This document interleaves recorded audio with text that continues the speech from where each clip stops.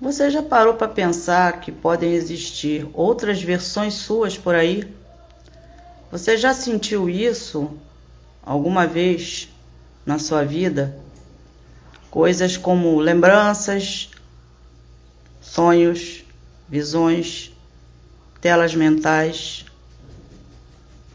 Se nós formos só uma folha retirada de uma grande árvore, onde o tronco permanece ali firme, com seus conceitos atuais, mas com várias disponibilidades de vida, de ideias, de raciocínios, até de formas.